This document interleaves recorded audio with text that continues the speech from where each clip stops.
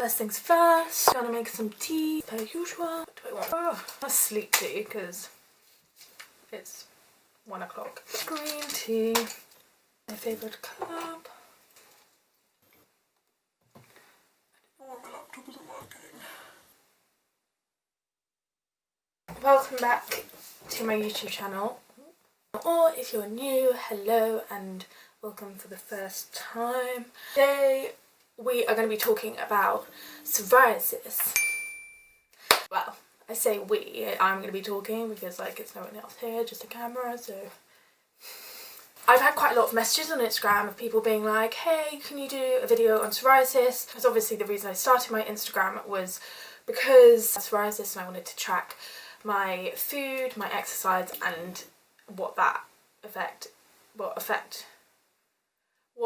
that had on my psoriasis. I was technically diagnosed with psoriasis 2017. Let's just start. Essentially, it was a really hard time for me and I'm really detached from it now because it was so long ago. I mean, it wasn't actually that long ago, like I still have it, like, I don't know if you can see that, but it's only on my elbow, so it's not really much anyway. But it's been nearly 3 years since I was initially diagnosed. Well, it has been 3 years. Oh. Been 3 years and a bit, 3 years and 3 months. Basically how I got it. So as most of you who are watching this probably know, or some of you probably won't, I don't know who's going to be watching this. But essentially psoriasis is a bit like eczema, a lot harder than eczema and you can get loads of different types of it. Basically I have plaque psoriasis, which is like I would get massive patches like this big all over my legs, all over my back, or like small patches but like loads of them. And it is hereditary. You get it from genetics. Your parents carry the gene for psoriasis, the gene, then you are more likely to get it, or obviously might get it. I'm not a scientist. Well, technically I am a scientist, but for fish. How it happened in me is it gets triggered, and this is the same with quite a lot of immune diseases. So like diabetes can be triggered. I don't know which diabetes it is, but like I don't know. Anyway, immune diseases get triggered by like an infection normally, and then it goes haywire. Your immune system starts hating itself and it's like, bitch, I don't like you. I've been watching too much TikTok. I got a mouth infection and I can't remember what it was called, but like I self-diagnosed myself, and you know when you like diagnose yourself on Google and you're like, oh my god, it's not gonna be it, and then it was like, oh my god, it was right. I went to the dentist and I was like, I think I have this, and he was like, you do have this, and I was like, oh my god, I'm a doctor. Obviously I'm not. So I had this infection and I couldn't eat for ages and it looked like I had mumps. Like my mum thought I had mumps because I had like a massive swollen thing here, which was obviously just my lymph node swelling, blood cells released and like, and then I had to get my wisdom tooth out, and then about a week later I started seeing loads of little red dots. So this was in October of 2nd year and I was like, this is really weird, because it was like a rash but like everywhere and not like condensed. It was just like loads of tiny little red dots. I went to the doctor and I was like, what is it? I don't know what it is. They were like, it's really strange. We think it's pityriasis. It is a skin disease and it is a form of psoriasis. Pityriasis. So it's a harmless rash that usually starts with an oval shaped patch of scaly skin followed by a widespread rash. They were like, you've got this. And I was like, okay, cool, so what do I do? And they were like, oh, okay, you can't actually do anything. We can give you like some creams and stuff to like help it, but it will just go away on its own because it's a virus.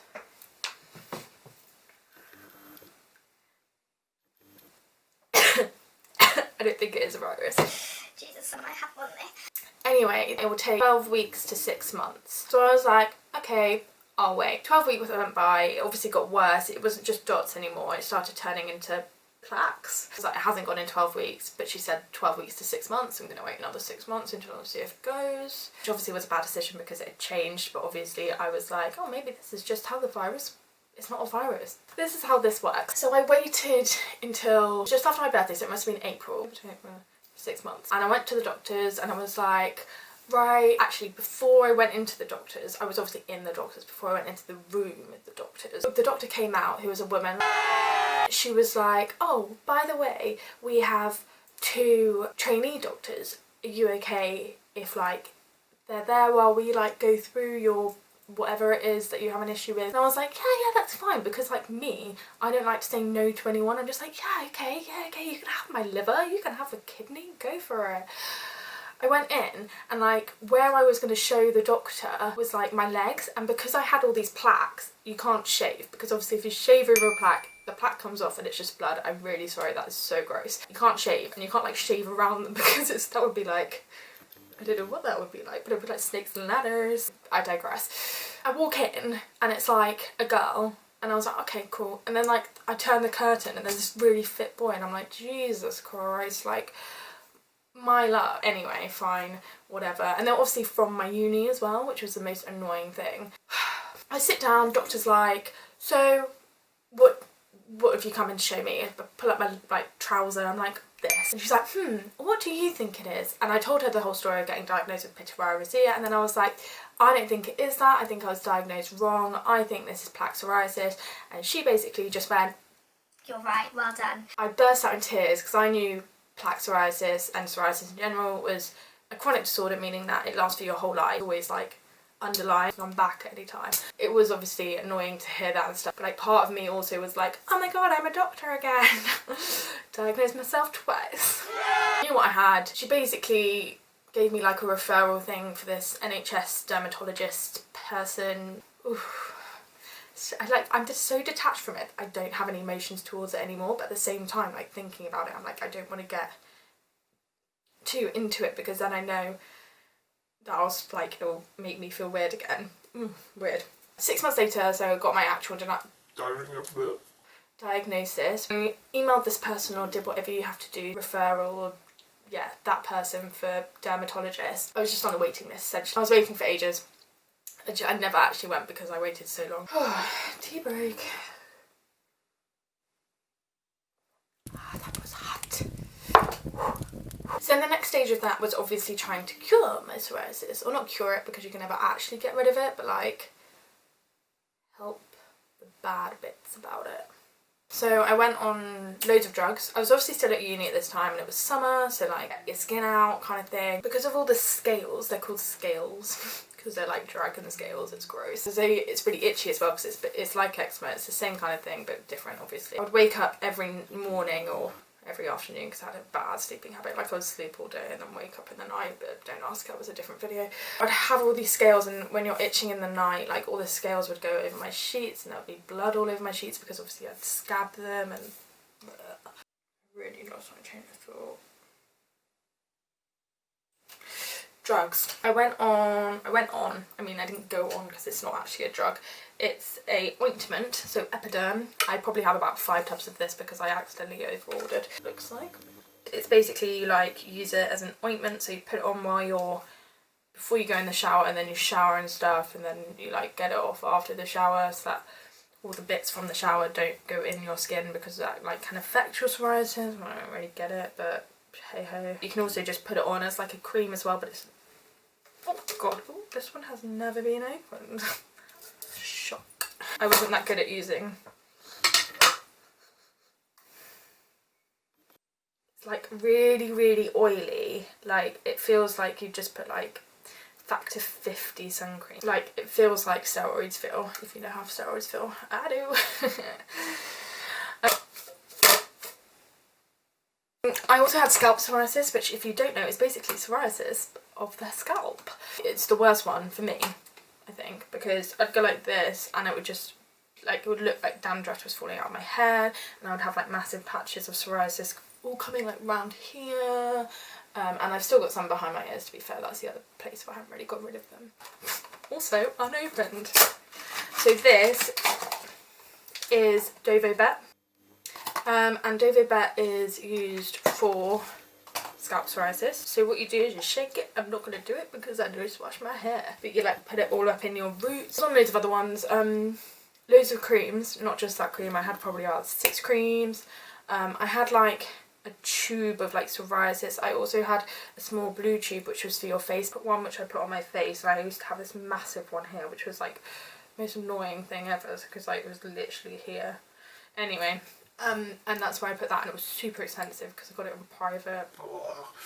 And then this bad boy. So Enstila is a foam. Do you know what? I'll show you.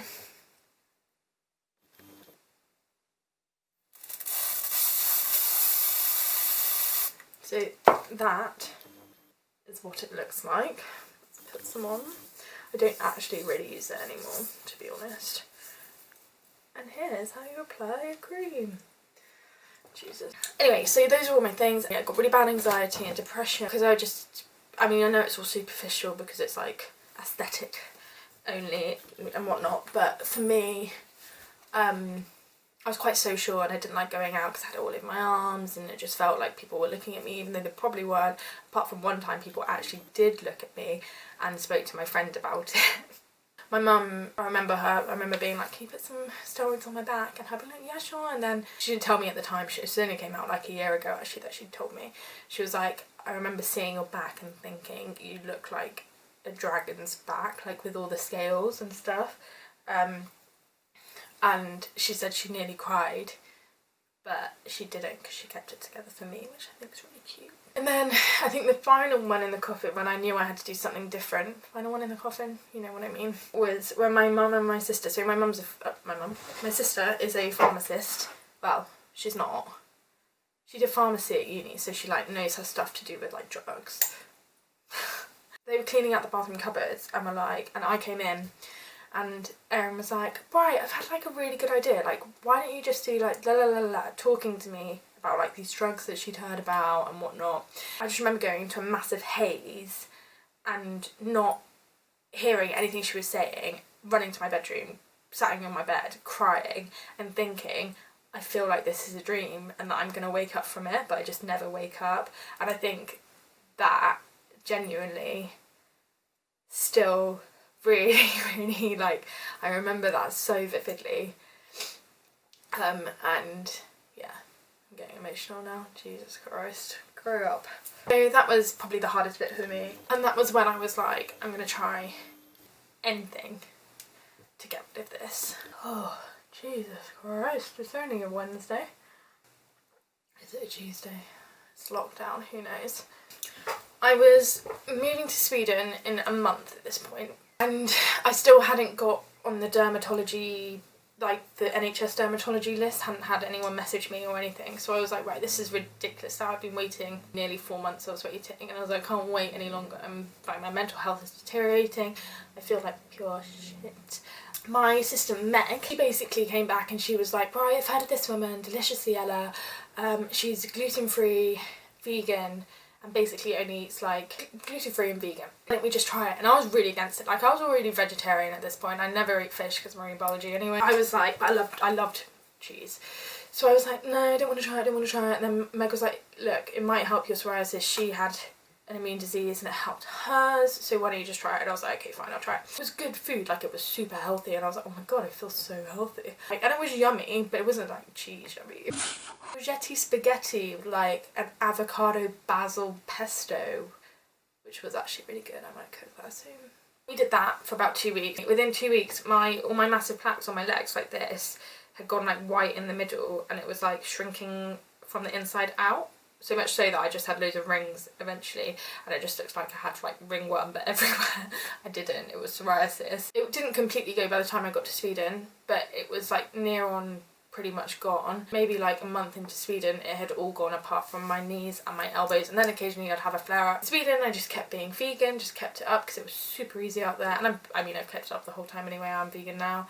But gluten-free I brought back in. We went to Edinburgh Fringe and it was really hard to eat out vegan and gluten-free. I just decided, I was like, I'd rather be vegan than gluten-free, so I brought gluten back in and it hasn't had an effect. Sorry, I just went and got a snack because I was peckish. This has gluten in, but it is vegan.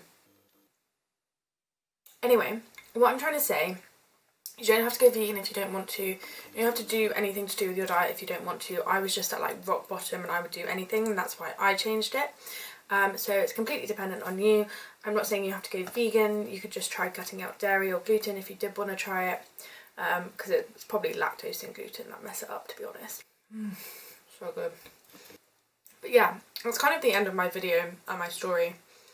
I mean, obviously not the end of my story, I'm not dead, but like, psoriasis story. If you like the video, don't forget to like and subscribe, and if you want to see anything specific to do with psoriasis or anything, I guess, let me know in the comments below, and I'll see you next week.